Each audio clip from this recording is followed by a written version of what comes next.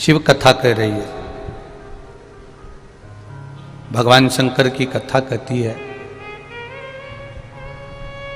सबको दिखावा प्रिय लगता होगा, पर मेरे महादेव को कोई दिखावा प्रिय नहीं है।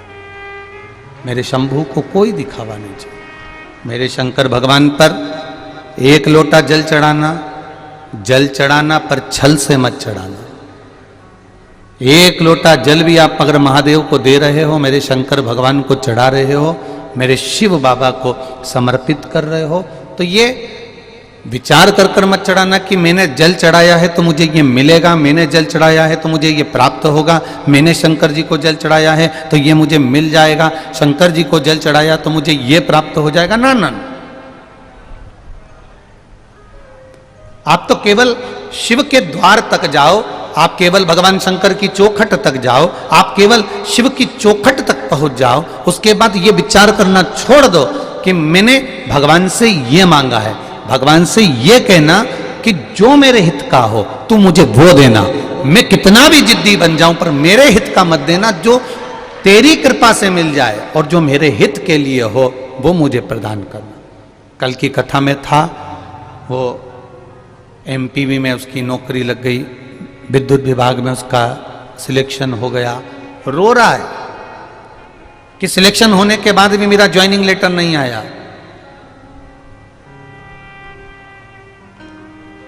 आपने कुछ मांगा और आपका काम नहीं हुआ, अटक गया, तो तुम्हें दुख होता है, कष्ट होता है।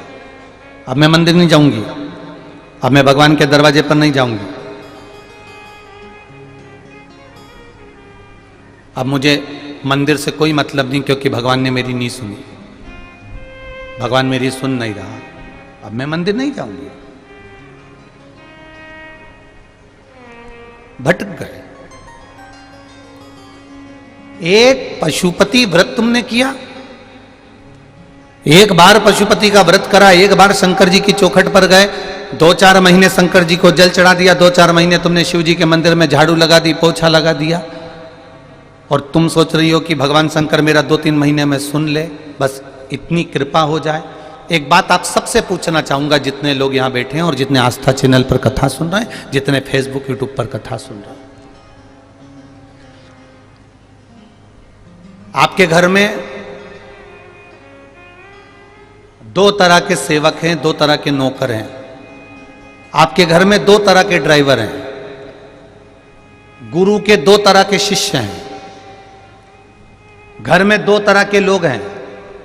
अब जरा अच्छे से जवाब देना आप लोग। एक वो नौकर, एक वो सेवक, एक वो शिष्य, एक वो व्यक्ति जो अभी 2 महीने 3 महीने से नौकरी कर रहा है, झाड़ू लगा रहा है, पोछा लगा रहा है और लाइट वाइट सही कर रहा है या काम कर रहा है 2-3 महीने से, 4 महीने से, 5 महीने से। और एक भक्त, एक शिष्य, एक सेवक, एक नौकर, वो जिसको सेवा करते करते करते करते 6 साल बीत गए, 5 साल बीत गए, 4 साल बीत गए। अब ईमानदारी से बोलना, ये 4 महीने नौकरी करने आया और इसको पैसे की जरूरत पड़ी कि सेठ जी मुझे 50,000 रुपए दे दो, और एक वो नौकर, वो सेवक, वो शिष्य, वो व्यक्ति जो कि 10 साल से, 8 साल से, 4 साल से सेवा कर रहा था, उसको 50,000 की जरूरत पड़ी, तो तुम ये 4 महीने के पहचान वाले को 50,000 दोगे कि वो पुराना जो 8 साल हो गया उसको? किसको दोगे? जो पुराना हो गया, क्योंकि तुमने उसको परख लिया, तुमने उसका व्यवहार देख लिया, तुमने उसका नेचर देख लिया, तुमने उसको परख लिया कि इसके भरोसे में कुछ भी छोड़कर चले जाता हूं, ये संभाल लेता है, मैंने इसको कुछ भी दे दिया, इसने संभाल लिया, मैंने कुछ भी करा, इसने संभाल लिया। तुम उसको देख रहे हो, तुम उसको देख चुके हो, 8 साल, 10 साल, 4 साल, 6 साल आपने उसको परखा है, और उसको परखने के बाद अब आप उसको 50,000 रुपए देने को तैयार हो गए। एक 4 महीने का, 6 महीने का, 3 महीने का, 8 महीने का, 15 महीने का, बस इसको तुमने देखा और इसको 50,000 रुपए तुमने नहीं दिए, क्योंकि तुम्हें मालूम है ये तो अभी आया है, अभी तो काम करना चालू करा, अभी ऐसे में इसको 50,000 कैसे दे सकता हूं। उसी तरह जैसे पुरानी सेवा करने वाले को, ड्राइवर को, नौकर को, चाकर को, सेवक को, शिष्य को, भक्त को आप तुरंत निकाल कर दे देते हो और नए को थोड़ा सोच समझ कर देते हो। उसी तरह शिव की जो भक्ति है, तुम जितनी करते चले जाओगे, करते चले जाओगे, करते चले जाओगे, उतना वो देते चले जाएगा, उतना वो प्रदान करते चले जाएगा, उतना वो देते चले जाएगा। हम 2-3 महीने सेवा करने के बाद में ये विचार कर लेते हैं कि अभी तक तो भगवान ने हमारा सुना ही नहीं। हम 2-3 महीने सेवा करने के बाद ये विचार कर लेते हैं कि भगवान तो हमको सुन ही नहीं रहा, भगवान तो हमारी सुनता ही नहीं। पर शिव महापुराण की कथा कहती है, दिल से किया गया भजन, भगवान की भक्ति जो हृदय से करी जाती है, दिल से करी जाती है, मन से, चित्त से, वृत्ति से करी जाती है, शिव कथा कह रही है। भगवान शिव की भक्ति जो दिल से करी जाती है, मन से करी जाती है, चित्त से करी जाती है, शिव कथा कह रही है। भगवान उसको दिखावे से नहीं देता, भगवान फिर उसको मन से ही देना प्रारंभ कर देता।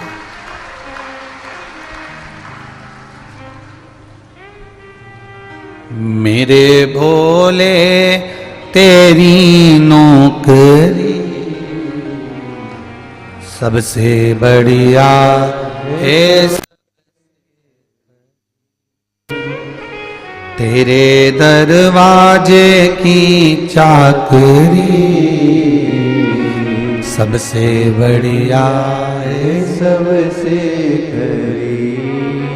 जब से तेरा गुलाम हो गया, पकड़ रहा है गला, तब से मेरा भी नाम हो गया हो। जब से तेरा गुलाम हो गया,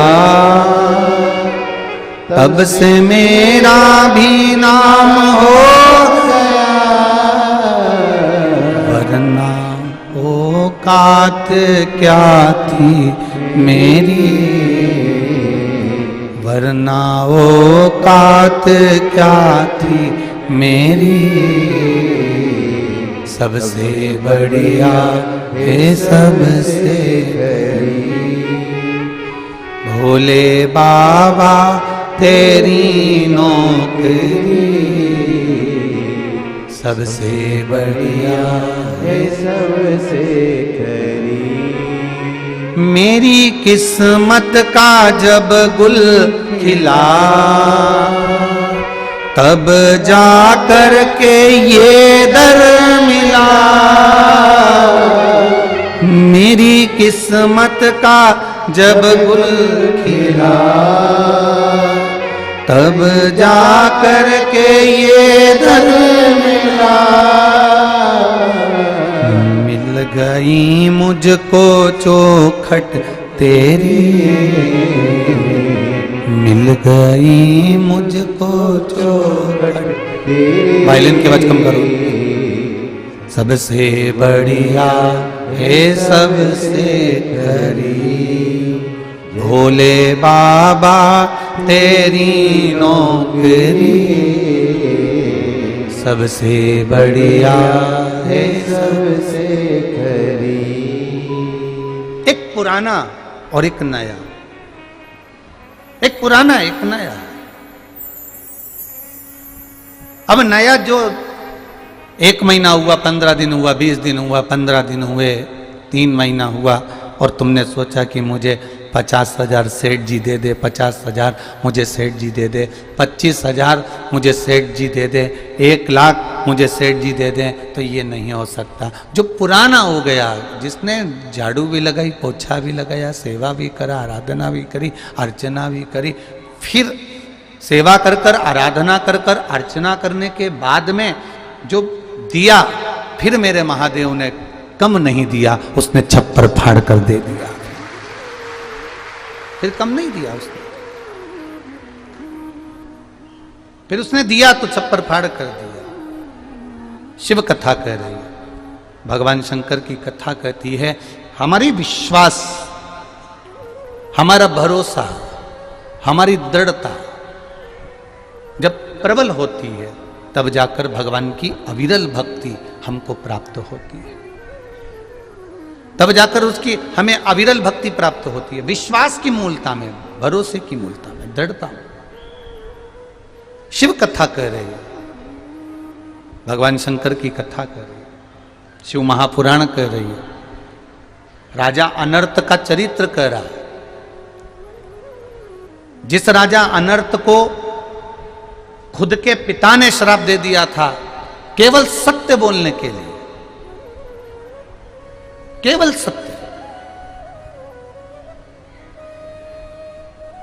अब विचार करिएगा जरा, कितनी विचित्र कथा है कि सत्य बोलने के लिए, सत्य बोलने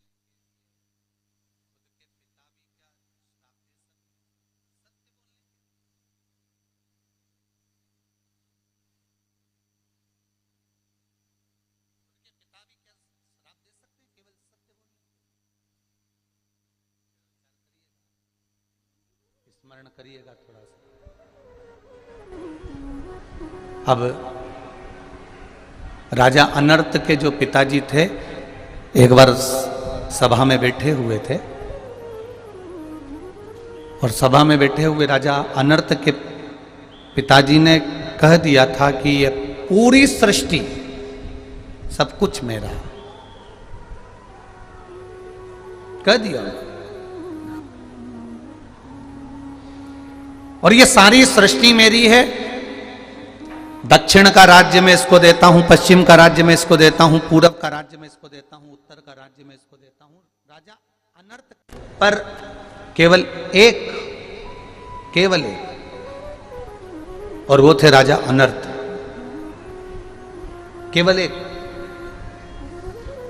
जो थे, केवल राजा अनर्त। और राजा अनर्त ने तुरंत सभा में खड़े होकर कह दिया, पिताजी आप कह रहे हो कि ये पृथ्वी आपकी है, आपने उत्तर का राज्य इनको दे दिया, दक्षिण का राज्य इनको दे दिया, पूरब का राज्य इनको दे दिया, पश्चिम का राज्य इनको दे दिया। पर राजा अनर्त कहते हैं, पिताजी मेरे दिल का मन से, मेरे हृदय से, मेरे चित्त से, मेरे मन से, मेरे दिल से आज मैं कह रहा हूं कि ये पृथ्वी भले आपकी हो, पर चलाने वाला तो मेरा देवाधिदेव महादेव ही है।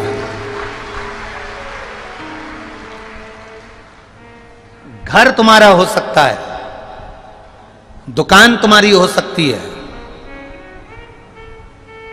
परिवार तुम्हारा हो सकता है, कुटुंब कबीला तुम्हारा हो सकता है, पर यह कभी मत कहना कि इस दुकान को मैं चला रहा हूं, इस घर को मैं चला रहा हूं, इस परिवार को मैं चला रहा हूं। हमेशा एक बात याद रखना, इसको चलाने वाला कोई दूसरा नहीं है, इसको चलाने वाला केवल देवाधिदेव महादेव। अकाल मृत्यु वो मरे जो काम करे चंडाल का, काल उसका क्या बिगाड़े जो भक्त हो महाकाल का। जो शिव का उपासक होता है, भगवान शंकर की अविरल भक्ति में डूबने वाला होता है, शिव उपासना में डूबने वाला होता है, वो ये जानता है कि ये मैं नहीं चला रहा, ये चलाने वाला तो मेरा परमात्मा है, ये चलाने वाला तो मेरा देवाधिदेव महादेव है। हर पल, हर घड़ी, हर क्षण आपकी चित्तवृत्ति में, आपके स्मरण में रहना चाहिए कि वो चला रहा है, आपकी चित्तवृत्ति में रहना चाहिए। और सरल भाषा में समझ लो आज की कथा को। आज कौन से दिन की कथा है? 5वें दिन की। कल की कथा और परसों की कथा।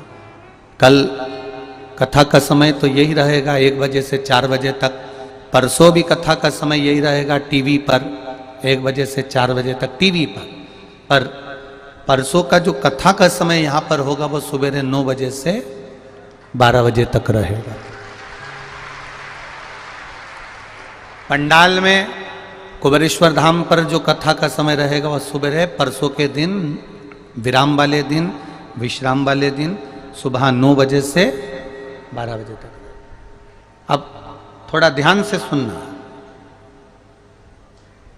घर तुम्हारा है, मकान तुम्हारा है, जमीन तुम्हारी है, जायदाद तुम्हारी है, परिवार तुम्हारा है, कुटुंब तुम्हारा है, पर चलाने वाले तुम नहीं, चलाने वाला मेरा देवाधिदेव महादेव। उस पर तुम्हारी दृष्टि होना चाहिए।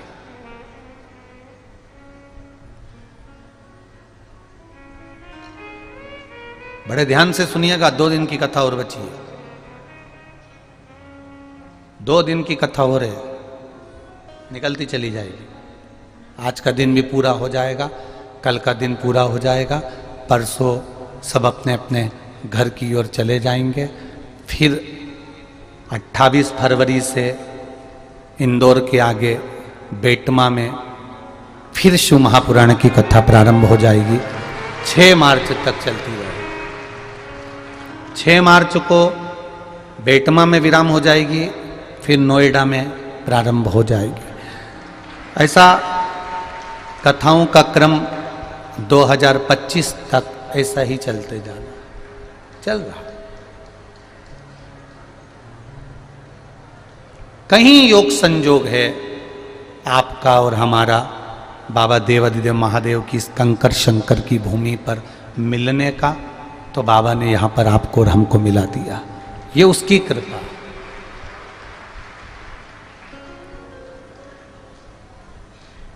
ये उसकी करुणा, ये उसकी उदारता है।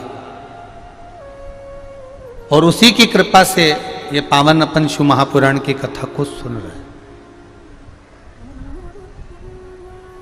आज अगर ये कुबेरेश्वर धाम कंकर शंकर की भूमि नहीं होती तो शायद हम भी शिव महापुराण की कथा ना तो यहाँ बाच रहे होते और ना आप यहाँ सुन रहे होते। ये उसकी उदारता, उसकी कृपा से अपन लोग यहाँ बैठे हैं। कौन बैठा?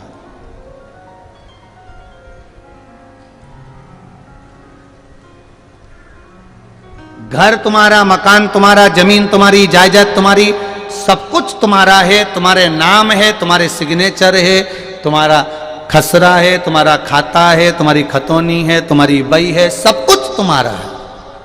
पर चलाने वाले तुम नहीं हो, चलाने वाला मेरा देवाधिदेव महादेव। ये सैनिक लोग, पुलिस वाले, गार्ड, ये सब जो बंदूक रखते हैं ना, देखिए तुमने किन देखे, ये बंदूक जो रखते हैं ना, तो ये बंदूक हमेशा कंधे पे जब टांग के रखते हैं तो बंदूक की जो नली का मुंह होता है ऊपर होता है। तो किसी पुलिस वाले से, किसी गार्ड से ये पूछना कि इसको सीधी क्यों नहीं रखते रे, इसको एसी क्यों नहीं रखते, एसी क्यों नहीं रखते, एसी क्यों नहीं रखते, नीचे क्यों नहीं रखते, इसको हमेशा ऊपर क्यों रखते हैं? तो क्योंकि पुलिस वाले को भी मालूम है कि ऊपर चल भी जाएगी तो वो चला देगा। अगर ऊपर चल भी गई तो वो चला देगा, हम जानते हैं। पर इधर उधर चल गई तो कोई चलने नहीं देगा। ये उनका विश्वास देखो कि नली का मुंह भी ऊपर है, कि वो बैठा है, वो संभाल रहा है। इस बंदूक की गोली को भी वो संभाल रहा है, सारे इशारे को वो संभाल रहा है। तो बंदूक भी हमें इशारा करके बताती है कि मैं बंदूक, मेरे पास कारतूस होने के बाद भी मैं उसकी शरणागति में दिन भर टंगी रहती हूं कंधे पर। तो तुम भी उसके भरोसे पर क्यों नहीं टंगे रहते? मैं बंदूक होकर मेरे पास कारतूस है, मेरे पास गोलियां हैं, फिर भी मैं ऐसी नहीं रहती, मैं उसके भरोसे पर रहती हूं, उसके भरोसे पर। आसमान में बंदूक की नली का मुख होता है कि वो संभाल रहा है। वो विश्वास तुम्हारे भीतर होना चाहिए।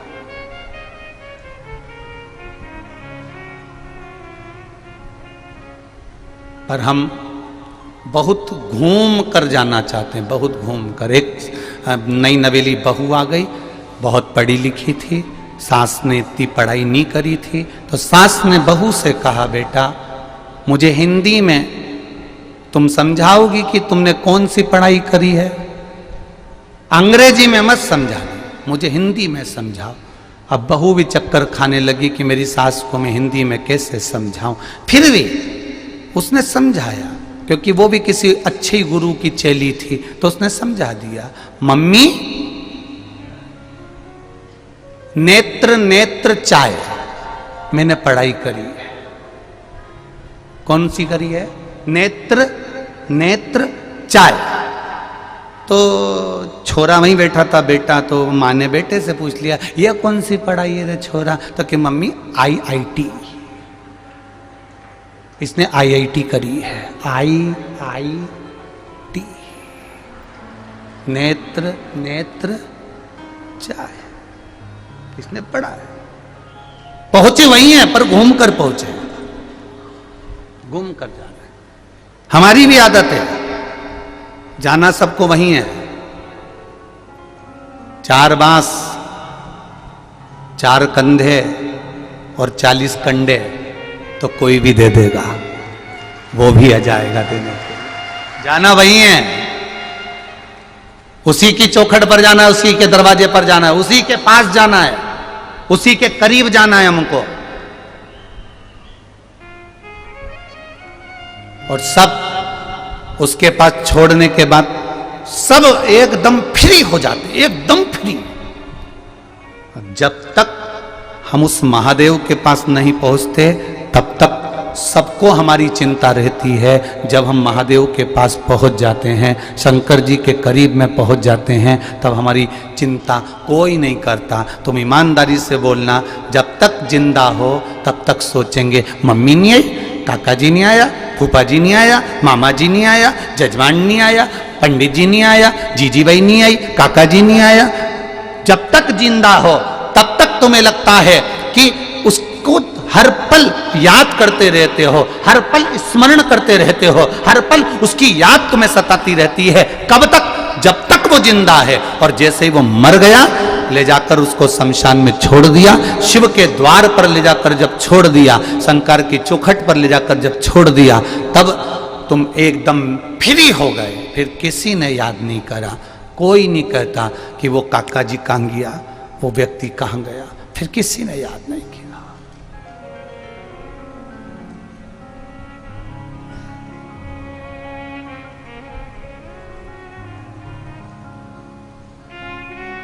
एक बच्चे की, एक व्यक्ति की सही समाधि, सही साधना कहां लगती है? तो कहा मां की गोद में लगती है। बच्चा सब दूर खेलता है, पर मां की गोद में आकर जैसे बैठता है, बच्चे की धीरे धीरे आंख लगने लगती है। उसी तरह तुम पूरी दुनिया में खेलते रहो। ये इतना बड़ा मेला ठेला लगा है, यहाँ से गुड़बेला तक चले गए, नापली तक चले गए, चितावलिया तक चले गए, सीहोर तक चले गए, सब दूर दिन भर घूम रहे हो। और घूमने के बाद जैसे ही तुम तैयारी कर कर बैठे थे कि मुझे शिव महापुराण की कथा सुनना है, 1 बजे से 4 बजे तक कथा सुनना है, 1 बजे से 4 बजे तक कथा सुनना है, बस तुम कथा में जाकर बैठे। अभी तुम घूम रहे थे, अभी तुम फिर रहे थे, अभी तुम खा रहे थे, अभी तुम पी रहे थे, बड़े एंजॉय कर रहे थे। और जैसे ही कथा चालू होने का 1 बजे का समय हुआ, उसके ठीक 20 मिनट पहले तुमको ऐसा लगने लगा कि मुझे नींद की झपकी आ रही है। 1 बजेंगे उसके 20 मिनट पहले। प्रैक्टिकल करके देखना, हुआ किसी की संग की नहीं हुआ? हुआ ना? 1 बजने के 20 मिनट पहले, 25 मिनट पहले, आधा घंटा पहले तुमको ऐसा महसूस होगा। थोड़ा और बैग से कई ने तो निकाल भी ली होती है।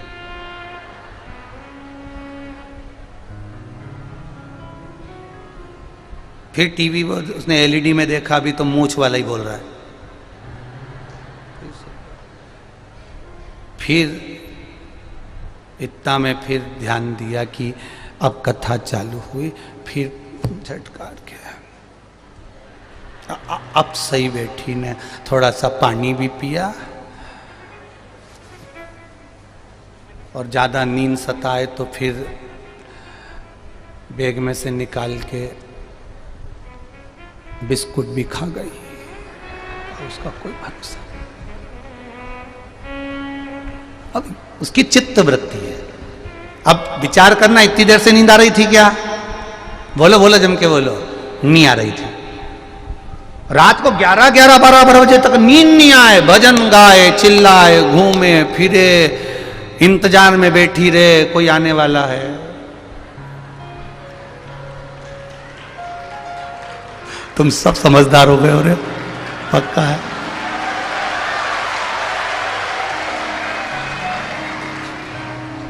अब बोलना मत, ही चुप रहो, बस शांति रखो। तुम बहुत समझदार हो गए सब। ऐसी गोला बना के बैठती है, तू उधर से देखना, तू उधर से देखना, तू उधर से देखना, तू इधर से देखना, और भजन गाती रहेगी, तेरे डमरू।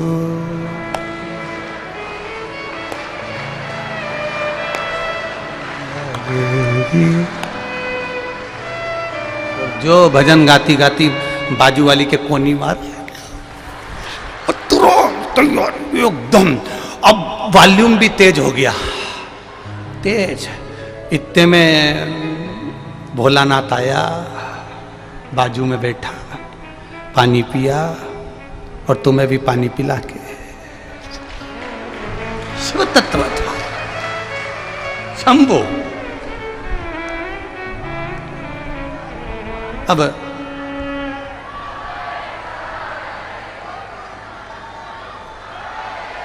सही है, सही है, सही है। तुम बिगड़े हुए का तो बाबा ही एक सहारा है, पक्का है, तो निश्चित है। हो बोल बम का नारा है, बस उसकी शरणागति। अब नींद नहीं आ रही, रात रात को 12-12, 1-1 बजे तक नहीं आए, पर कथा चालू हो उसके 20 मिनट पहले, आधा घंटा पहले, जितने आस्था चैनल पर सुन रहे हो, जितने फेसबुक पर सुन रहे हो, तुमसे भी कहूंगा, तुम्हारा भी अनुभव होगा। तुम्हें ऐसे नींद नहीं आएगी, पर कथा चालू होने के आधे घंटे पहले थोड़ी सी झपकी, थोड़ी सी ललकता नींद की जरूर आएगी। क्यों? क्योंकि बच्चा सब दूर घूमता है, पर माँ और पिता की गोद में बच्चा चैन से बैठा रहता है, आनंद में बैठा रहता है, निर्भीक हो जाता है। उस बच्चे को फिर चिंता नहीं रहती, उस बच्चे को फिर टेंशन नहीं रहता। क्यों? क्योंकि मैं माँ की गोद में सो रहा हूं, मैं पिता की गोद में सो रहा हूं। उसी तरह कथा चालू होने के पहले तुम मेरे परमात्मा की गोद में बैठना चाहते हो, और जैसे ही गोद में बैठते हो वैसे ही महादेव तुम्हें हृदय से लगाता है, तो अपने आप उससे मिलन हो जाता है, अपने आप उससे मिलन की ओर बढ़ जाते हैं हम, उससे हमारे मिलन की आसक्ति बढ़ जाती है। वो मिल रहा है।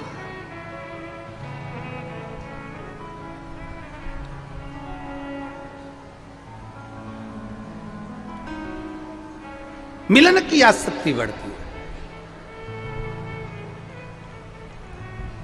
महाराज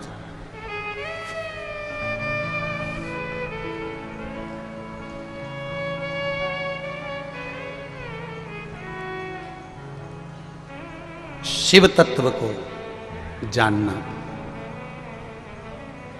भगवान शंकर को पहचानना बड़ा कठिन है, बहुत कठिन। राजा अनर्त ने अपने पिताजी से कह दिया था कि यह पूरी सृष्टि आपकी हो सकती है, पूरी पृथ्वी आपकी हो सकती है, पर चलाने वाला मेरा महादेव है, चलाने वाला मेरा नारायण है, चलाने वाला मेरा राम और कृष्ण है, चलाने वाले आप नहीं हैं। व्यक्ति जब तक अपना घर चला लेता है, जब तक उसके भीतर श्वास होती है, धड़कन होती है, श्वास चलती रहती है। जब श्वास ही नहीं रहेगी तो क्या क्या चलाएगा? तो चलाएगा कैसे? जिस दिन उसने ये जान लिया कि मैं नहीं चला रहा हूं, चलाने वाला तो कोई और है, प्रभु आपकी कृपा से सब काम हो रहा है, करते हो मेरे बाबा, मेरा नाम हो रहा है। जिस दिन तुम समझ गए कि मैं नहीं चला रहा हूं, उस दिन फिर तुम्हें कुछ सूझेगा नहीं, फिर तो केवल एक ही है, केवल एक।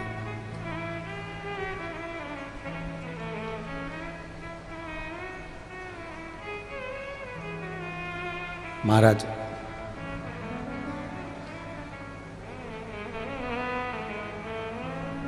जिस रोग को दवाई से ठीक करा जा सकता है, तो डॉक्टर उसको दवाई से ठीक करने का प्रयास करता है।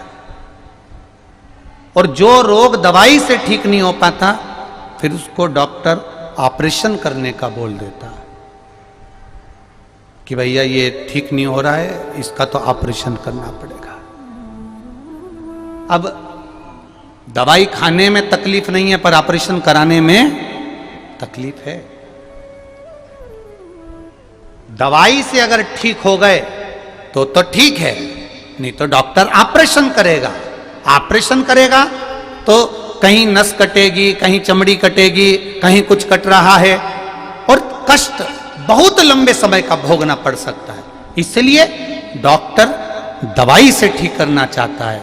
हमारे यहाँ भी शिव महापुराण की कथा और गरुण पुराण की कथा यही कहती है कि 84 लाख योनियों में जो तुम कर आए हो, जो पूर्व में तुम कर आए हो, परमात्मा कहता है कि मृत्यु लोक में ये मनुष्य की जो देह दी है, ये मनुष्य की देह भगवान का भजन करने के लिए दी है। भजन मतलब दवाई खा लो और रोग मिटा लो। अपने जीवन के जो 84 लाख योनियों में कर आए हो उसको काटने का समय ये मनुष्य की देह भजन करने को मिली है। और जो भजन के बल पर इस रोग को नहीं समाप्त कर सकता, हमारे पूर्व के कर्म को समाप्त नहीं कर सकता, फिर भगवान ऑपरेशन करने की सोचता है। फिर भगवान इसको 84 लाख जन्म वापिस देने की सोचता है।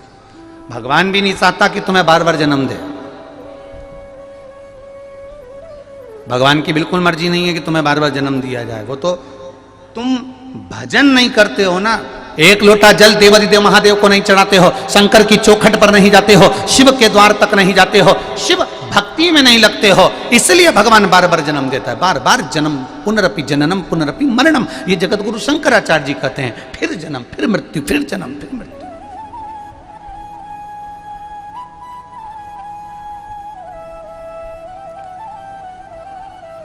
पर भगवान से कह देना प्रभु मेरे को अब जन्म मत देना, बहुत मुश्किल है। हम तेरी दुनिया में आकर खो गए, कर ना पाए हरि भजन और सो गए, कर ना पाए हरि भजन और सो। हम संसार सागर में आने के बाद, मृत्यु लोक में आने के बाद फिर फंस गए।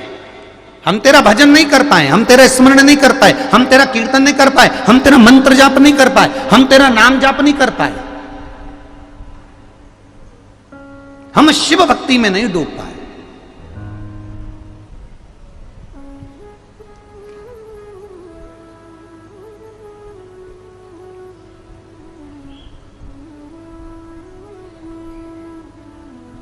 महाराज कहने वाला कुछ भी, एक पत्र बड़ा सुंदर किसी ने भेजा है। उस पत्र में, उत्तर प्रदेश का पत्र है, जिनने लिखा होगा उनके स्मरण में होगा कि मेरा नाती बार बार गलती की क्षमा मांगने के लिए, बार बार क्षमा मांगने के लिए वो देवादिदेव महादेव से प्रार्थना करने के लिए, देवादिदेव महादेव से प्रार्थना करने के लिए शिव मंदिर तक जाता है। शंकर का गुणगान कर रहा है। राजा अनर्थ अपने पिताजी से कह रहे हैं, पृथ्वी आपकी हो सकती है, सृष्टि आपकी हो सकती है, पर चलाने वाले आप नहीं हो। चलाने वाला मेरा देवादिदेव महादेव है, आप नहीं चला रहे।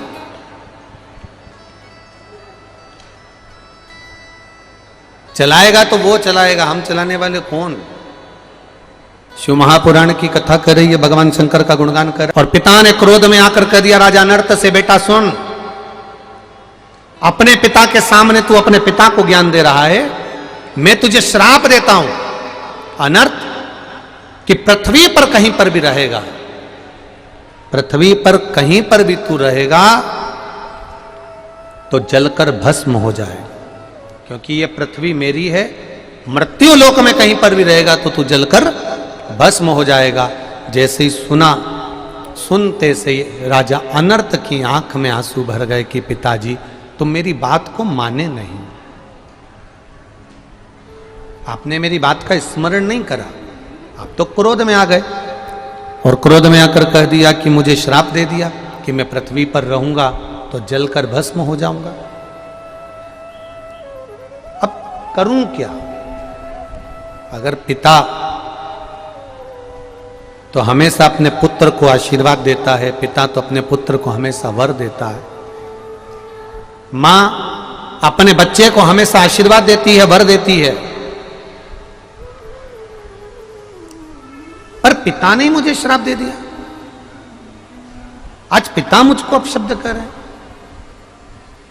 कि तू कहीं पर भी रहेगा पृथ्वी पर जलकर भस्म हो जाएगा।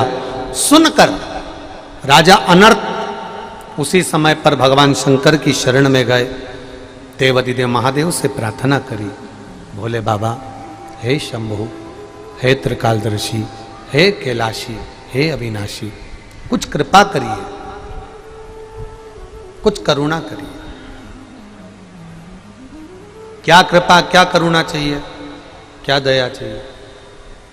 बोलो, क्या करा जाए? बस इतनी सी कृपा कर दो, इतनी सी दया कर दीजिए कि मैं क्या करूं, क्योंकि मेरे पिता ने मुझे श्राप दिया है कि तू मृत्यु लोक में कहीं पर भी रहेगा, पृथ्वी पर कहीं पर भी रहेगा, तू जलकर भस्म हो जाएगा। तो मैं करूं तो करूं क्या? देखो, जब कहीं उलझनों में घिर जाओ, कहीं उलझनों में गिर जाओ, जब तुमको लगने लगे कि अब उलझन बहुत हो गई है, तब एक काम करो, इस मन को शांत रखकर श्री शिवाय नमस्तुभ्यं,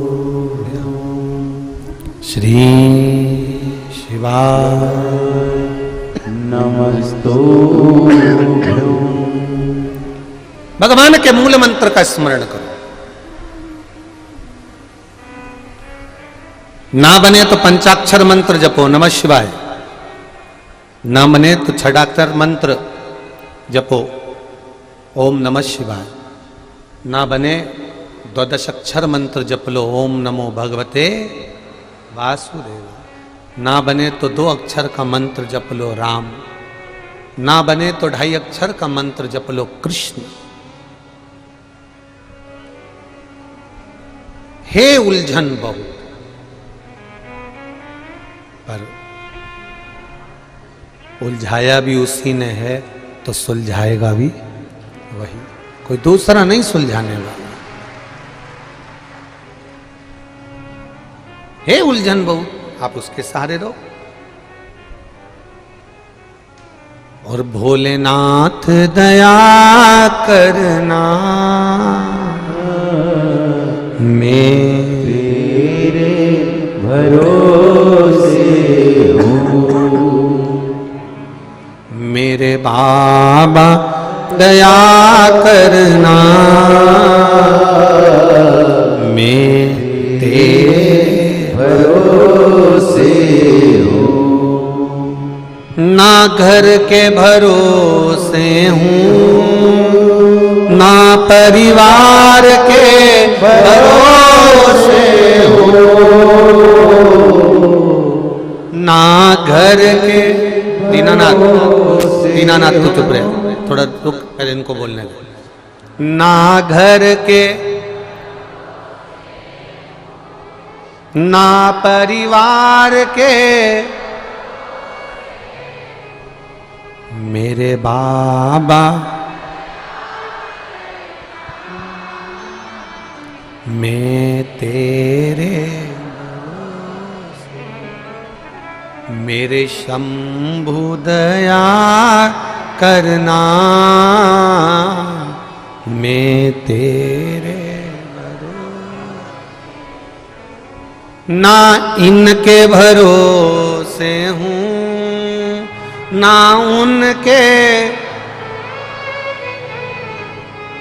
ना इनके भरोसे हूँ, ना उनके भरोसे हूँ, मेरे बाबा दया करना, मैं तेरे भरोसे। आपने किया भरोसा। दो पत्राएं बड़े सुंदर है।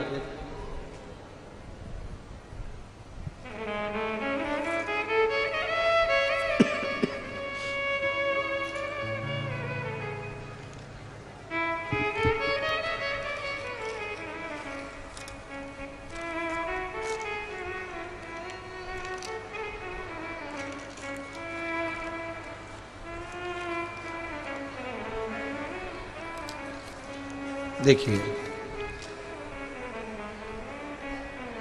मैं प्रीति श्रीवास्तव दिल्ली से आई हूं।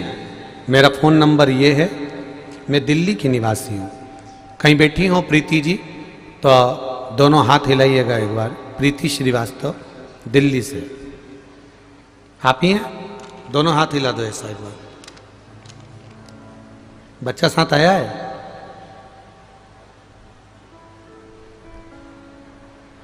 जी, श्री शिवाय नमस्तुभ्यं। शादी को 12 वर्ष हो गए थे, संतान का सुख नहीं था गुरुदेव। सारे डॉक्टरों को दिखाना, आईवीएफ भी कराया, पर कोई संतान का सुख नहीं हुआ। सब तरह से जब हार गए, लोग अपशब्द कहते थे। अब आपको मालूम है गुरुजी कि दुनिया क्या कहती है। किसी ने कहा टीवी पर कथा आती है, आस्था चैनल पर शिव महापुराण की कथा बाजता है सियोर वाला महाराज, तुम उसको सुनो। तो किसी ने कहा केवल कथा सुनने से संतान हो जाती है क्या? विश्वास नहीं। हम दिल्ली के निवासी हैं, थोड़ा अंधविश्वास पर हम भरोसा नहीं करते और ये फालतू की चमत्कारों पर हमारा विश्वास नहीं होता। गुरुजी, हमने फिर भी टीवी चालू करी किसी के कहने पर, अब सुने तो सही। कथा में आपने तुमरुका जी का चरित्र कहा, सफेद आंकड़े की जड़ का प्रयोग, एक लोटे जल का महत्व समझाया। हमने हमारे पति से कहा कि इसमें ना तो कोई अंधविश्वास है, ना कोई चमत्कार है। शिव जी को जली चढ़ाना है और पीना, वही क्रम करना प्रारंभ करा। बाबा की कृपा देखिए गुरुदेव।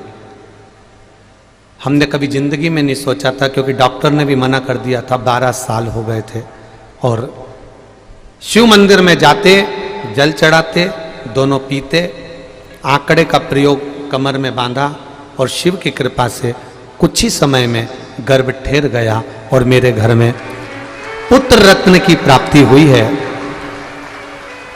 19/8/2022 को मेरे यहाँ बाबा ने, बाबा की कृपा से, बाबा की करुणा से, शिव की कृपा से संतान दे दी है।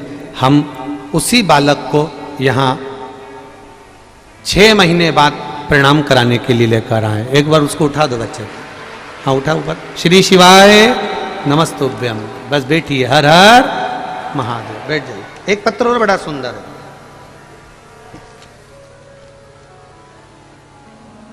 मैं अर्चना कुमारी, पति सुषमा सुभाष सिंह तिवारी, टोला सहरसा बिहार से आई हूं।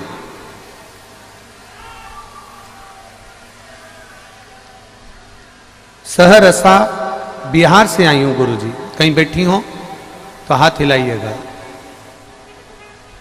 सहरसा बिहार से कहीं बैठी हो तो हाथ हिलाइएगा। इधर हैं क्या? दिख गई हैं क्या? हाँ तो वहीं से हिला दो, चैनल वाले देख लेंगे आपको दीदी। हाँ उधर राइट हैंड में दिख गई।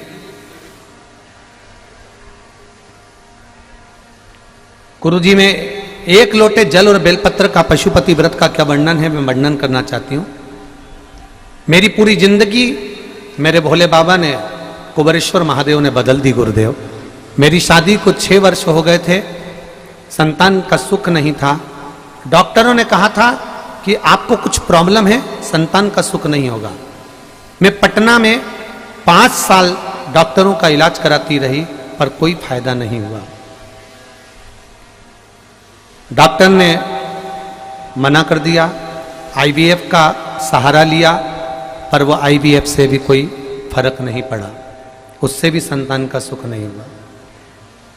तभी मेरी माँ और मौसी ने मुझे हिम्मत दिया और कहा तू एक बार एक काम कर,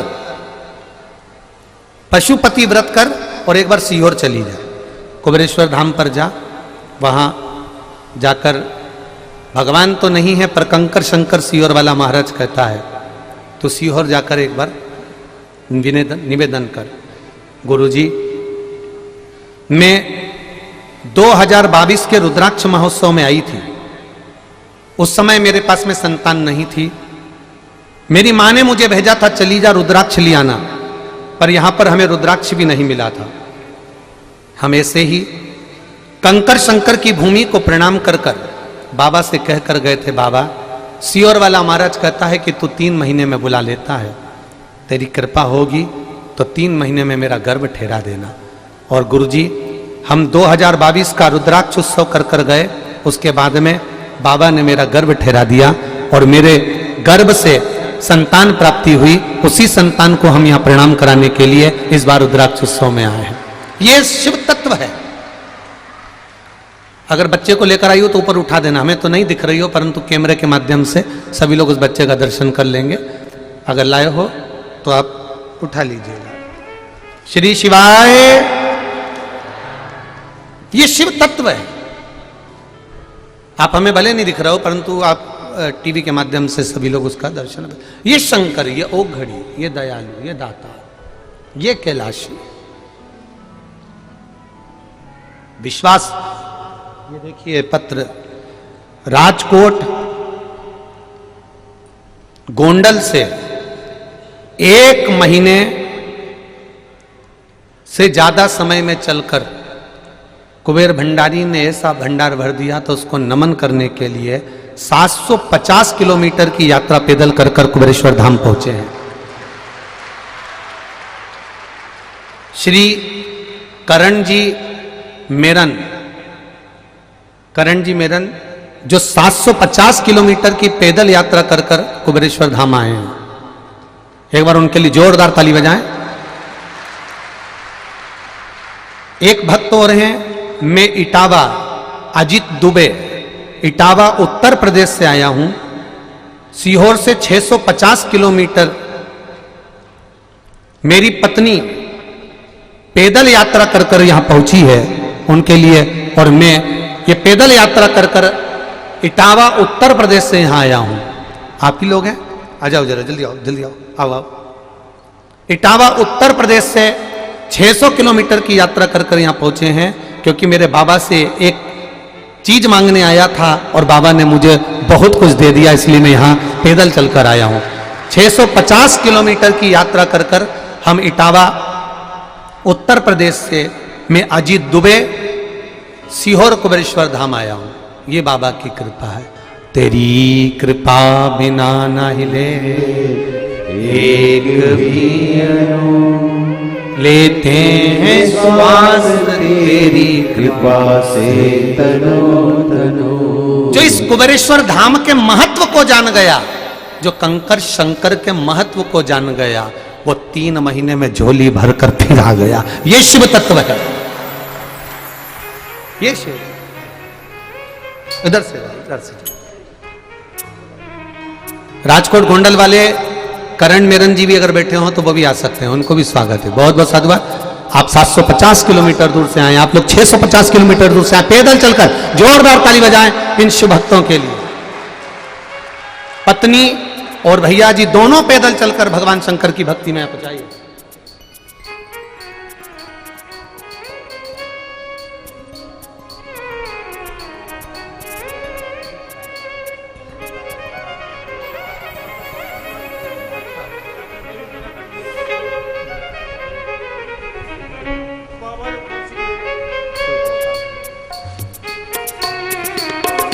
इनकी माता जी को बड़ा रोग हो गया था, तकलीफ बहुत ज्यादा हो गई थी। डॉक्टरों ने अंतिम समय बता दिया था कि अब ये चली जाएंगी। सारा इलाज ये करवा चुके थे। तब इनके पड़ोसी ने इनको कहा था कि एक बार सीहोर चले जाओ। तब यहाँ एक बार आकर धोख लगाकर विनती कर कर गए और मां ठीक हो गई, इसलिए 650 किलोमीटर दूर से यहां पैदल आए हैं।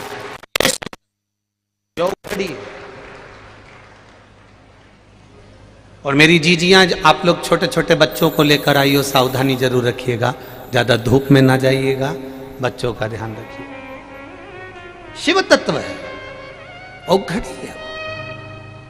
जो पहचान गया मेरे कुबेर भंडारी को, वो जानता है कि इसका कंकर शंकर है। जो नहीं पहचाना वो आज भी, बस आज भी भटक रहा है और जिंदगी भर उसको ऐसे ही भटकना ही है। जो नहीं समझा, जो नहीं समझ पाया, फिर कह रहा हूं, सियोर वाला महाराज आपको कुछ नहीं दे सकता। कुछ क्या देगा? उसके पास कुछ होगा तो देगा ना। हमारे पास केवल ये शिव कथा है, शंकर का नाम, रामकृष्ण का नाम, भागवत रामायण गीता, शिव पुराण है, और ये कुबेरेश्वर की रज है। ये शरीर में लग गई, ये कुबेरेश्वर धाम का कंकर शंकर आपके शरीर से लग गया। जो दिल से कहा, मनन चिंतन कर कर जो सोए, कभी कभी तुम्हारे साथ में ऐसा हुआ होगा, जिसके साथ हुआ होगा वो जरूर बताएगा कि आप टीवी पर कथा सुन रहे हो, टीवी पर कथा सुन रहे हो और आपके मन में कोई प्रश्न आ गया, और प्रश्न मन में आया और आपने टीवी के सामने कथा सुनते सुनते प्रश्न आया। कभी कभी आपके साथ ऐसा हुआ होगा कि इस व्यासपीठ से कथा सुनते सुनते में प्रश्न का उत्तर भी मिल गया होगा। जिस समय वो प्रश्न का उत्तर मिला होगा, उस समय आपको खुश होना चाहिए कि मैं टीवी के सामने बैठकर कथा सुन रही हूं। आखिर वो सियोर वाले महाराज को कैसे मालूम पड़ गया? सियोर वाले को नहीं, तो कुबेर भंडारी को मालूम पड़ता है, शिव को मालूम पड़ता है। तुम्हारी दिल की लगन जुड़ी है साहब। ये कोई विद्या या हमको तंत्र मंत्र या साधना या बेल बबूती हमारे पास नहीं। हमारे पास तो केवल बोल बम का नारा है। केवल हम भी उसके सहारे जी रहे हैं, आप भी उसके सहारे जियो। वो पकड़ कर रखेगा तो दुनिया में किसी की सामर्थ्यता नहीं कि कोई खींच कर डुबा दे। उसकी बस हाथ पकड़ कर रखना, चरणारविंद को पकड़िए, उसके चरण। जब हम उसके, बड़ी बोल्ड आवाज है रे दादा, बड़ी दमदार है। नजर उतर वाले ना जी, बहुत जोरदार आवाज, बहुत जोरदार। भगवान ऐसे ही बोल्ड रखे रही बहन। बहुत बहुत साधुवाद है। श्री शिवाय मांगा उससे। ये शिव तत्व है, ये भगवान शंकर का गुणगान है, ये शिव का स्मरण है, शिव भक्ति है हमारी। आप दिल से कहो उसको। जितनी देर सीहोर रहना, जितनी देर कुबेरेश्वर धाम पर रहना, जितने घंटे कुबेरेश्वर धाम पर रहना, जितने दिन कुबेरेश्वर धाम पर रहना, उतनी दिन श्री शिवाय नमस्तुभ्यम कहना, दिल से उससे बात करना। रात को सोते सोते भी उससे विचार कर कर सोना। बाबा अब की बार आ गई हूं, अगली बार फिर बुलाना, स्वस्थ बुलाना, आनंदमय बुलाना, भंडार भर के बुलाना। उससे कह कर जाना, उससे कह कर जाना, तेरी कृपा से बुला। राजा नर्क शंकर भगवान से कह रहे हैं, भोलेनाथ मेरे पिता ने मुझे श्राप दिया है कि तुम पृथ्वी पर कहीं रहोगे तो जल कर भस्म हो जाओगे। अब मैं क्या करूं? देवाधिदेव महादेव से प्रार्थना करी। जब लगन लगाकर बोलते हैं, दिल से बोलते हैं, तो वो दिल से सुनता है। ये मोबाइल, ये फोन तो अब चालू हुए हैं, पहले न फोन थे न मोबाइल थे, न फोन न मोबाइल थे।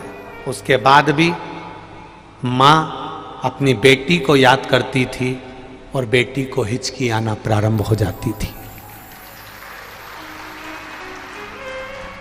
बेटी पिता को याद करती थी और पिता बेटी की बात करना प्रारंभ कर देता था कि आज बेटी की याद आ रही है, उधर बेटी याद कर रही है, उधर पिता याद कर रहा है, इधर माँ याद कर रही है, उधर बेटी याद कर रही है, उधर बेटा याद कर रहा है, मुंबई में है, पूना में है, ना जाने कहां वो विराजमान है और याद कर रहा है। अर्थात ना फोन था, ना मोबाइल था, ना कुछ था, फिर भी हम दिल से जब पुकारते हैं, हम दिल से जब याद करते हैं तो पिता भी हमको याद करता है, माँ भी हमको याद करती है। और कभी कभी ऐसा होता है कि जिसको दिल से याद कर रहे होते हो वो तुम्हारे सामने आकर खड़ा भी हो जाता है अचानक। कभी कभी याद करते करते तुमने अपने भाई को याद करा, तुमने अपनी बहन को याद करा, तुमने अपने रिश्तेदार को याद करा, याद करते करते एकदम कोई सामने आ गया, जी तू यहाँ? हाँ मैं निकल रही थी, थोड़ा सा काम था तेरे जीजा जी को, यहाँ से जा रही थी, यहाँ पहुंच गई, एकदम मैं अभी याद कर रही थी तेरे को, अभी 5 मिनट नहीं हुए और याद किया और तू पहुंच गई। अर्थात भले मोबाइल नहीं था, भले फोन नहीं था, पर दिल से जुड़ा हुआ था। ये दिल अगर आपने महादेव से लगा लिया तो ये दिल फिर कहीं दूसरी जगह नहीं जाएगा, निश्चितता है।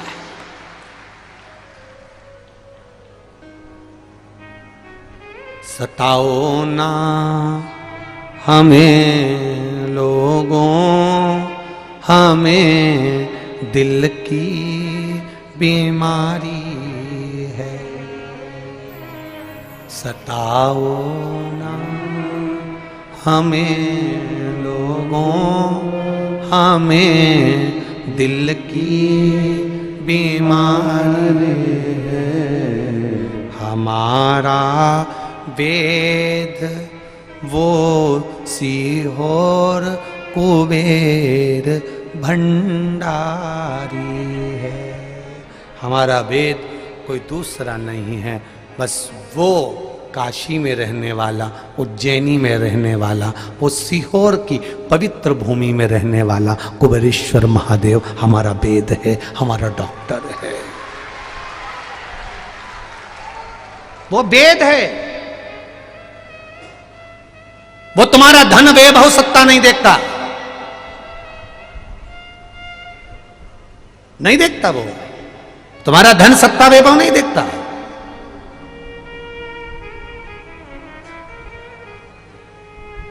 अभी बरहानपुर की कथा में आपसे कहा था एक बात, स्मरण में होगी सबकी। टार्च लेकर आना, कम्बल लेकर आना, कपड़े लेकर आना, दरी लेकर आना, पर हमने एक बात कही थी, ना सोने की रकम लेकर आना, ना पैसा लेकर आना, ना मोबाइल लेकर। बोला था कि नहीं बोला था? बोलो, जम के बोलो, बोला था ना? मत लाना, उसके भरोसे आना, उसके भरोसे।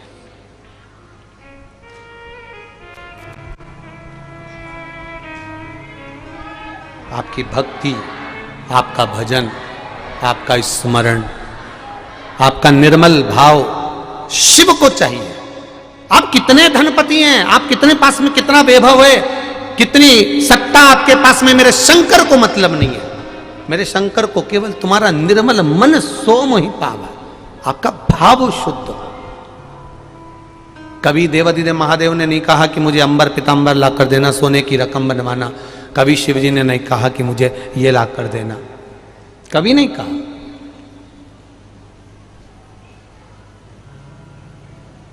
कभी नहीं कहा उसने। बाबा ने केवल कहा तो इतना ही कहा, जब भी आना एक लोटा जल किसी दूसरे के यहां से नहीं, तेरे ही घर का, तेरे ही मटके में से भरा हुआ, तेरे ही हंडे में से भरा हुआ, तेरे ही नल से भरा हुआ, तेरे हाथ से भरा हुआ, तू लेकर आ जाना। चढ़ाएगा, जाएगा, मैं मंदिर से तेरे साथ चलकर तेरे दरवाजे तक पहुंच जाऊं।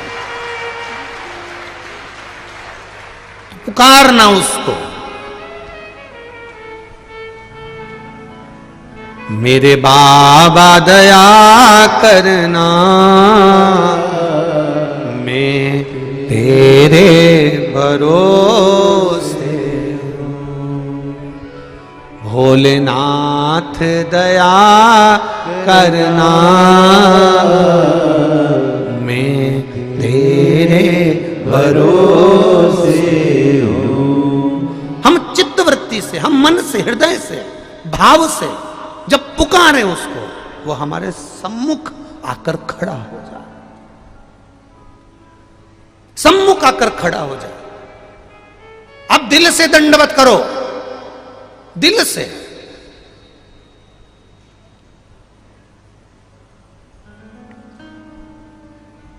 आप हृदय से उसको पुकारो, सुनेगा, पुकार सुनता है।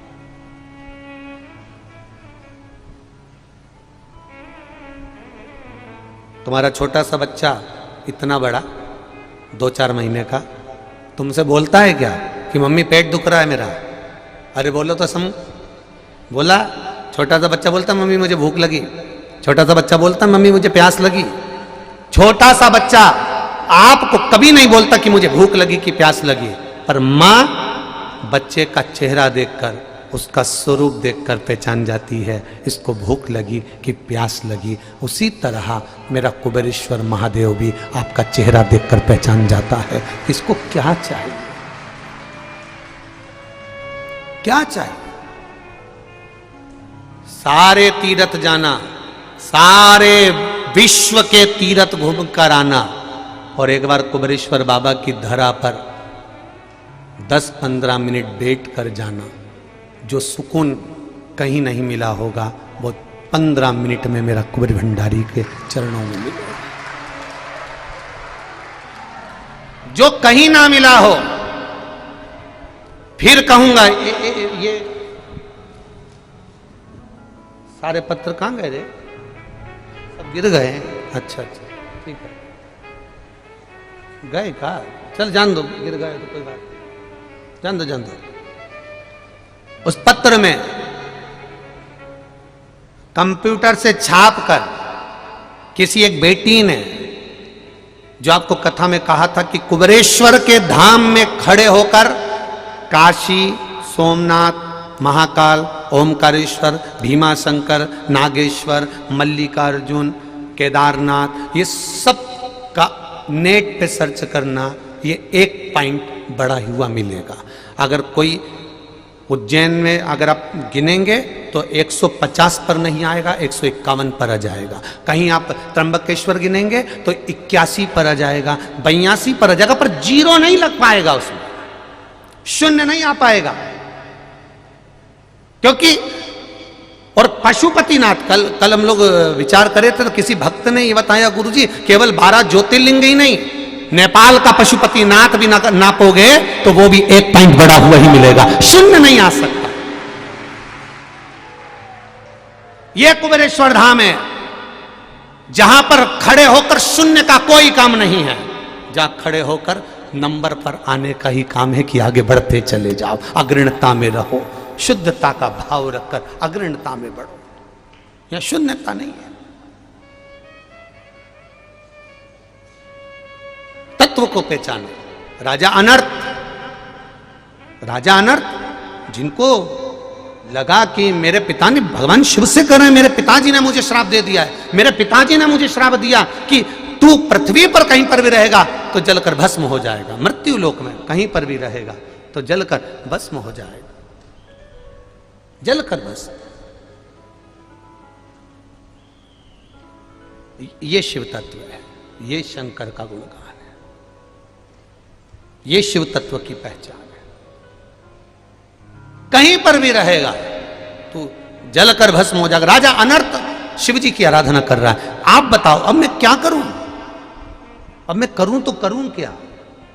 राजा अनर्थ से कहा भोलेनाथ जी ने, तू एक काम कर, समुद्र के अंदर जाकर खड़ा हो जा। समुद्र में पानी होता है, पानी में तेरे पिताजी का श्राप नहीं है, पृथ्वी पर तेरे पिताजी का श्राप है, जा पानी में खड़ा हो जा।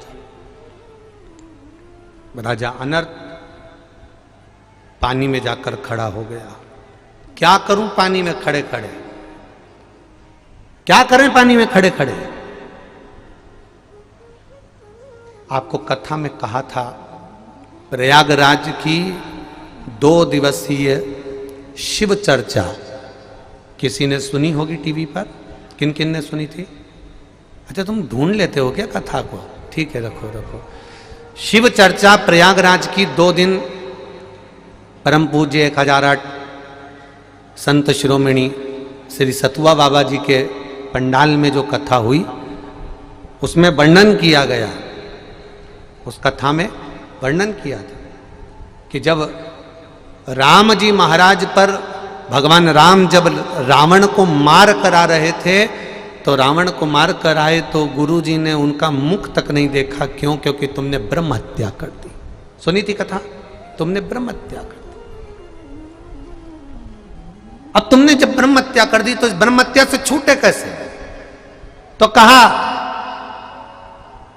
एक दिन में 1 करोड़ शिवलिंग का निर्माण करो। एक दिन में 1 करोड़ शिवलिंग का निर्माण। अब एक दिन में 1 करोड़ शिवलिंग बनाए तो राम जी महाराज कैसे बनाए?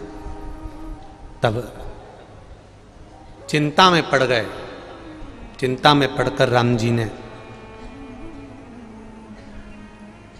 शिव बाबा से पूछा कि आप बताओ कि एक दिन में 1 करोड़ शिवलिंग कैसे बन सकते हैं? तो कहा एक दिन में 1 करोड़ शिवलिंग का निर्माण करना है तो ये गंगा नदी की बालू रेत उठा लो। बालू रेत में बारीक बारीक कण होते हैं, वो करोड़ों में होते हैं। बस उसको जोड़ लो और उसकी पूजन कर दो। एक दिन में 1 करोड़ शिवलिंग का निर्माण हो गया। एक दिन में 1 करोड़ शिवलिंग का निर्माण हो गया। आज भी सनातन धर्म के अंदर, हमारे हिंदू सनातन धर्म के अंदर आज भी वर्णन है, पार्थिव शिवलिंग का निर्माण जब करा जाता है मिट्टी से करा जाता है। मिट्टी मतलब उसमें बारीक बारीक करोड़ों कण होते हैं, और वो बारीक बारीक करोड़ों कण जब एक साथ जुड़ते हैं, हम उसका जब अनुष्ठान करते हैं, पूजन करते हैं, स्नान कराते हैं, अभिषेक कराते हैं, तो वो एक शिवलिंग के बराबर नहीं, करोड़ों शिवलिंग के बराबर उसका अनुष्ठान हो जाता है, उसका फल प्राप्त हो। पार्थिव शिवलिंग बनाने वाला व्यक्ति, पार्थिव शिवलिंग की पूजन करने वाला व्यक्ति, पार्थिव शिवलिंग का स्मरण करने वाला व्यक्ति सुख पा जाता है, आनंद पा। एक पत्र आया,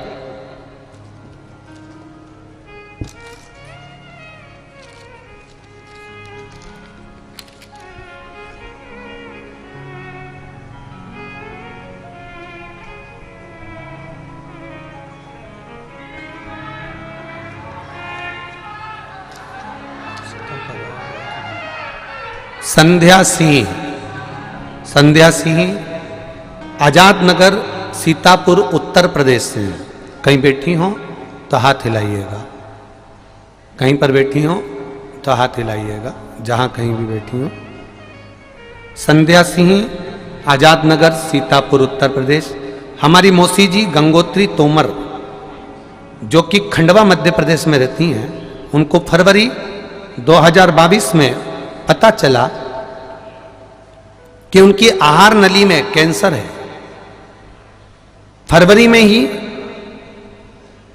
उनको फोर्टिज हॉस्पिटल मुंबई में इलाज शुरू हुआ। हमने मौसी जी के लिए पशुपतिनाथ का व्रत किया। मौसी जी ने भोलेनाथ बाबा पर जब इलाज चालू हो गया, दवाई लेना प्रारंभ कर दिया। गुरुजी, जैसे आप कहते हो कि कोई भी दवाई ले रहे हो शरीर को नहीं लगे तो कुंदकेश्वर महादेव का नाम लेकर लो। भगवान शंकर से कहो, हे भोलेनाथ, हे कुंदकेश्वर महादेव, इसको औषधि बना दीजिए। डॉक्टर की दवाई को डॉक्टर पर भी विश्वास कर कर, औषधि समझकर, शिव का प्रसाद समझकर जब खाना प्रारंभ करा, गुरुदेव रोज मंदिर जाती, मौसी जी जल चढ़ाती, आपकी कथा अनुसार जल पीती, बेलपत्र उठाकर लाती, उसको चबा चबा कर खाती। जिस आहार नली में कैंसर था उससे भोजन को निगलने में भी दिक्कत थी। पर गुरुदेव जैसे जैसे शिव जी का चढ़ा जल पीना प्रारंभ करा और बेलपत्र खाना प्रारंभ करा, फिर जांच के लिए वापिस मुंबई उसी कैंसर हॉस्पिटल में लेकर गए तो डॉक्टर भी आश्चर्य में था। आप पत्र को पढ़ रहे होंगे, डॉक्टर भी आश्चर्य कर रहे थे कि इतनी जल्दी ये रिपोर्ट नेगेटिव कैसे आ सकती है, और वो नेगेटिव रिपोर्ट आ गई। ये शिव तत्व है, ये शंकर, ये औघड़ी, ये शिव तत्व है। एक पत्र और बड़ा सुंदर है, देखो।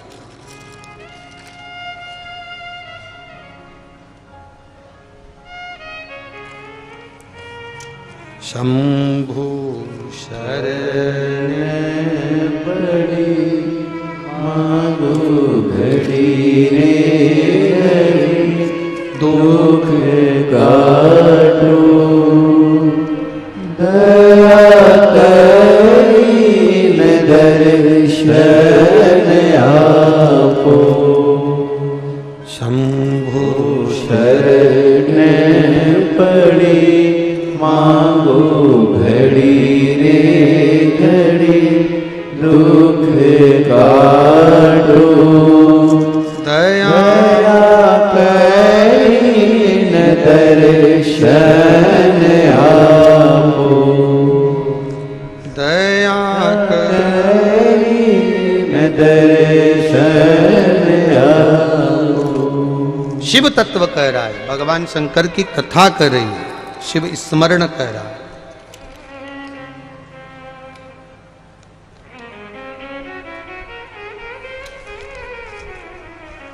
शिव भक्ति कर रही है।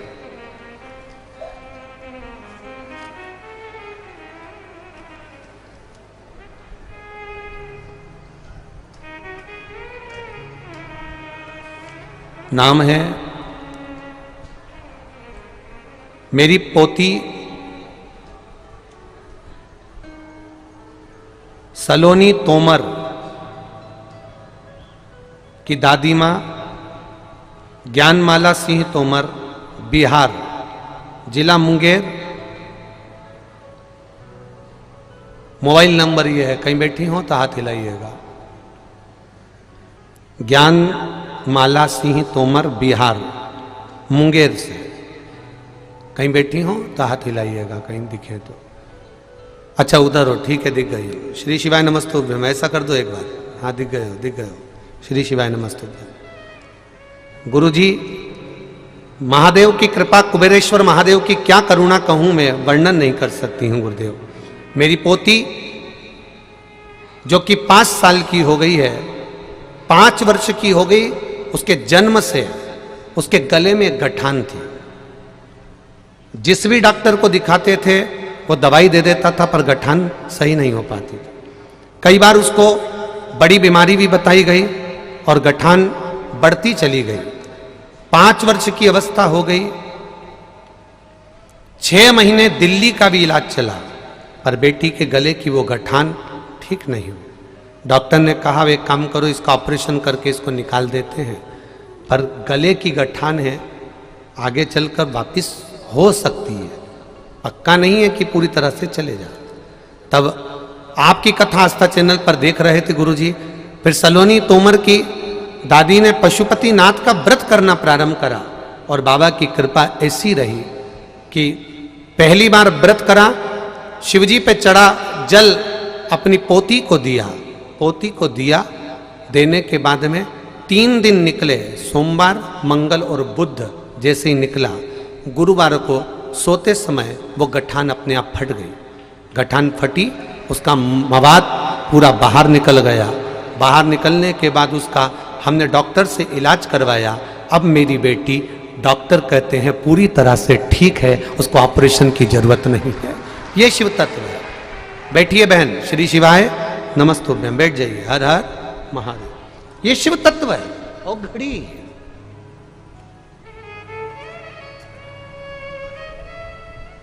आप उसकी दवाई डॉक्टर की ले भी रहे हो, ले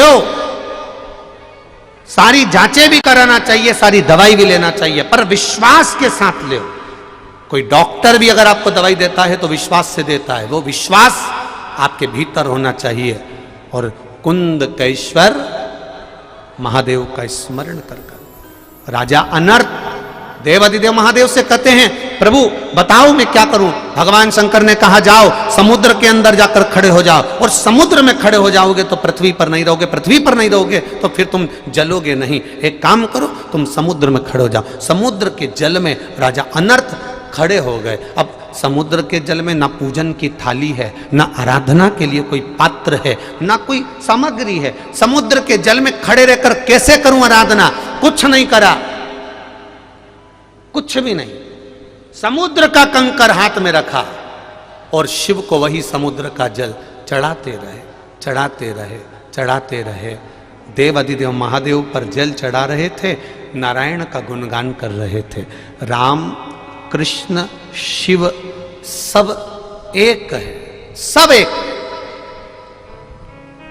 दुनिया के लोगों ने इनको भेद कर दिया, हम राम वाले, हम कृष्ण वाले, हम शंकर वाले, हम देवी वाले, हम देवता वाले। ये भेद दुनिया के लोग करते हैं, पर हमारा सनातन धर्म कहता है कि राम भजो, कृष्ण भजो, शिव भजो, तुम्हारी मर्जी पड़े जो भजो, पर स्मरण चित्त वृत्ति में यही होना चाहिए कि हम शंकर का गुणगान कर रहे हैं। शिव है तो सब है, हम उसको भज रहे हैं। भजो शंकर का स्मरण करो। अब भगवान नारायण के कानों में शब्द गया, नारायण के कानों में शब्द गया। लक्ष्मी जी ने नारायण भगवान से कहा, प्रभु आपको कोई भगत बुला रहा है।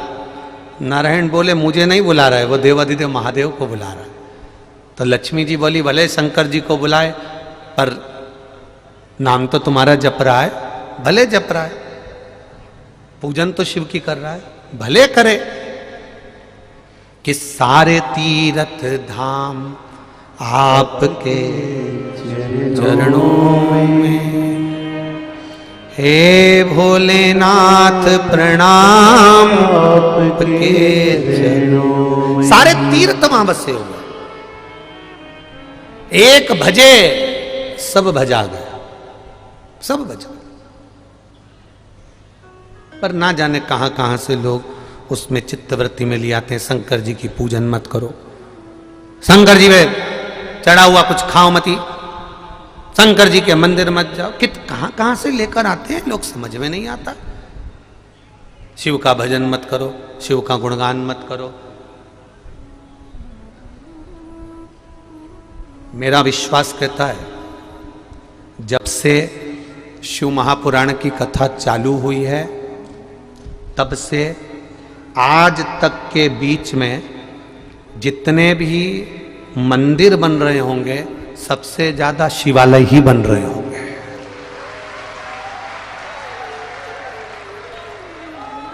और मेरा एक निवेदन है, नए शिवालय का निर्माण करने से अच्छा है कि कोई पुराने पुराने जो शिवालय हों, उन शिवालयों का जीर्णोद्धार किया जाए, उन शिवालयों का जीर्णोद्धार किया, उन शिवालयों का एक नया रूप, उन शिवालयों का एक नया स्वरूप हमारे सामने प्रकट, नया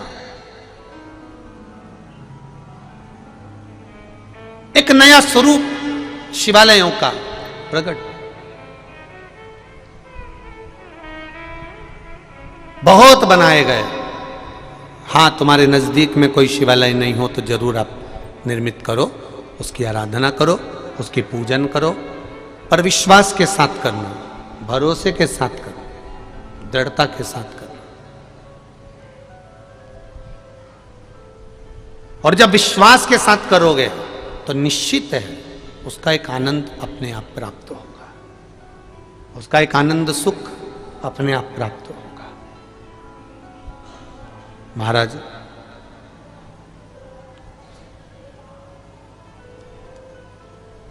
जितने तुम्हारे पुराने शिवालय हैं, जितने तुम्हारे नगर में पुराने देवालय हैं, उन पुराने देवालय का जीर्णोद्धार किया जाए, थोड़ी दीवार सही कर दी जाए, थोड़ी जमीन सही कर दी जाए, उसका एक स्वरूप बदला जाए, भजन कीर्तन स्मरण श्रृंगार सेवा सुचारू रूप से चलती अच्छी, जिससे आने वाले भक्त उसका दर्शन करें और आनंद पाए।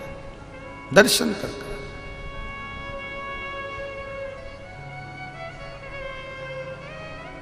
महाराज,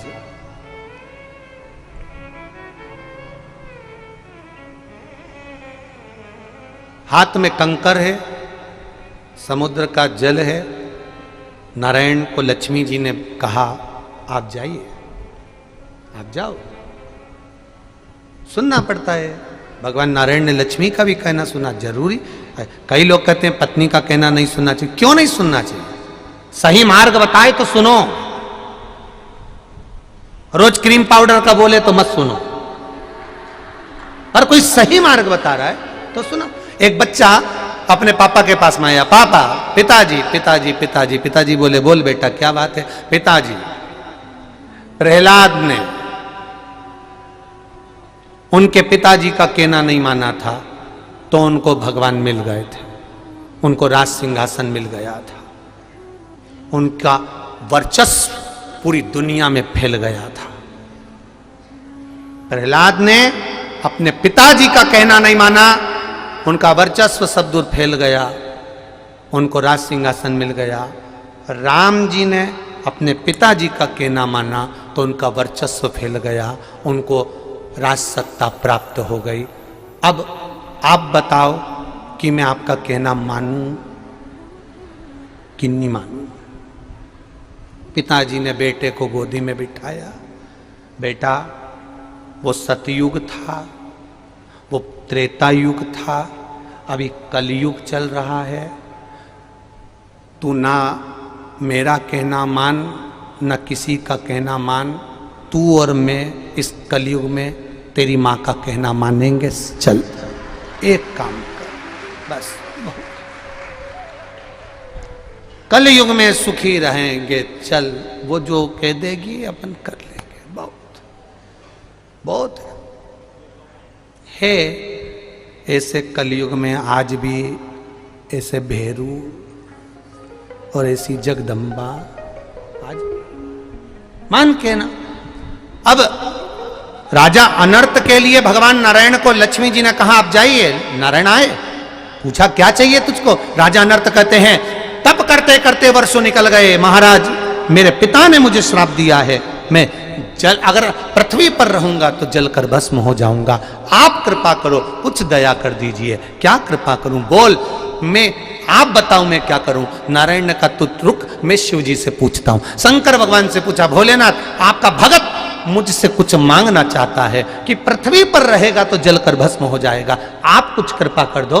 तब शंकर भगवान ने कहा कि देखो एक काम कर सकते हो नारायण, वो पृथ्वी पर जलकर अगर भस्म हो जाएगा तो समुद्र पर ही उसकी एक नई नगरी का, एक पुरी का निर्माण कर दीजिए। अब समुद्र के जल पर पुरी का निर्माण, नगरी का निर्माण कैसे हो सकता है। शंकर भगवान ने कहा कुछ दूर नहीं है, आप एक काम करो, अपने सुदर्शन चक्र को भेजो, जिस सुदर्शन चक्र को मैंने आपको दिया था, भगवान विष्णु को जो सुदर्शन चक्र दिया वो भगवान शंकर ने दिया।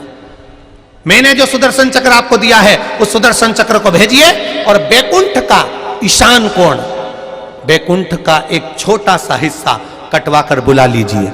चक्र पर रखा कर बैकुंठ का एक हिस्सा चले आया, आकर उस हिस्से को समुद्र पर रखा, समुद्र पर रखा तो वो नीचे डूबने लगा। शंकर भगवान ने डमरू खड़काया, खड़काते से पानी में तरंग उत्पन्न होने लगी तो वो सुदर्शन चक्र ठहर गया, ठहरा समुद्र के ऊपर घूमता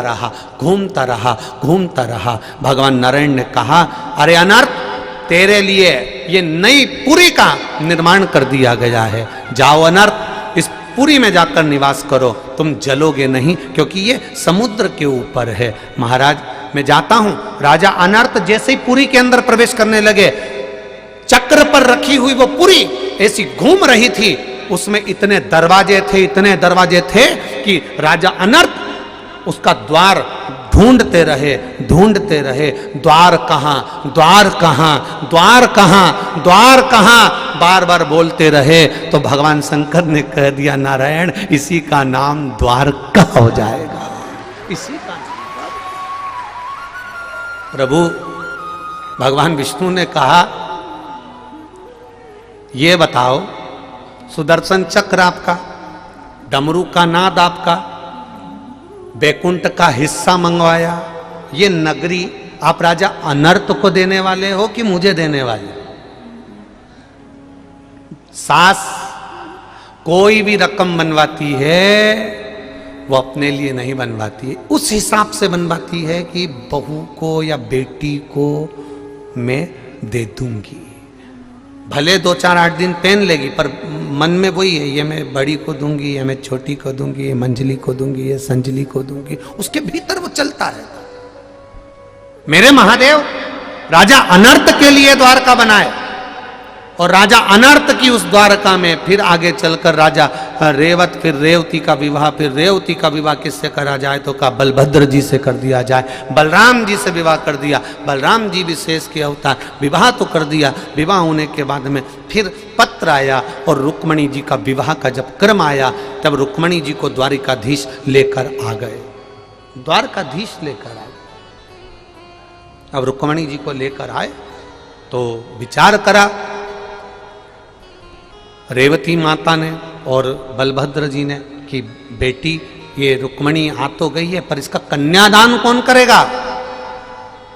रेवती माता ने कहा जेठ जो होता है, छोटे भाई की जो पत्नी होती है वो बेटी के तुल्य होती है, तो कन्यादान आप भी कर सकते हैं, आप करो कन्यादान में। हाँ, जो कन्यादान का क्रम आया तो रेवती मैया से बलभद्र जी ने पूछा अगर मैं रुक्मणी जी को यहां बिठाकर अपने भाई के साथ में मंगल विवाह कर भी दूंगा, पर कन्यादान में कर भी दूंगा, पर कन्यादान में मैं ये कन्यादान में दूंगा तो दूंगा क्या। तब कहा एक काम करो प्रभु, ये द्वारका जो रेवत ने रेवती को दी थी, रेवती को जो बलभद्र को मिली थी, वही बलराम जी ने अपनी द्वारका रुक्मणी जी को दे दी और भगवान कृष्ण द्वारिका के नाथ बनकर विराजमान हो गए। रुक्मणी जी ने पूछा कि बलराम भैया की ये द्वारका हमें मिल रही है, तो ये द्वारका फिर अब बताओ, एक बात सोचने वाली है कि नहीं है। हमारे यहाँ पहले की रीति है घर का बड़ा बेटा ही सिंहासन पर बैठता है, तो उस समय पर द्वारका के राजा तो बलभद्र जी को होना था। फिर कृष्ण जी का गुणगान क्यों होता है, क्योंकि बलराम जी ने कृष्ण को दे दी थी और स्वयं ब्रज के राजा बनकर बैठ गए थे। ब्रज के राजा बलभद्र जी ब्रज के राजा बनकर बैठ गए। ये सुंदर एक सुख है। मेरा देवाधिदेव महादेव हमेशा देता है और हृदय से, चित्त से, मन से प्रदान करता है। ये देवाधिदेव महादेव का शुद्ध आनंदित भाव है। समय आया उसकी कृपा का गुणगान हम करें, उसके स्मरण का गुणगान हम करें। भगवान शिव द्वारका में भी विराजमान हुए। आप द्वारकाधीश का दर्शन करने के लिए जाएंगे तो सबसे बड़े गेट में से अंदर प्रवेश करेंगे तो सबसे पहला सीधे हाथ पर द्वारकाधीश के मंदिर में पहला शिवालय वहीं पड़ जाएगा दरवाजे के पास, कि मेरे द्वारकापुरी में प्रवेश करो तो पहले शिव का दर्शन करो, शिव का गुण। ऐसे देवाधिदेव महादेव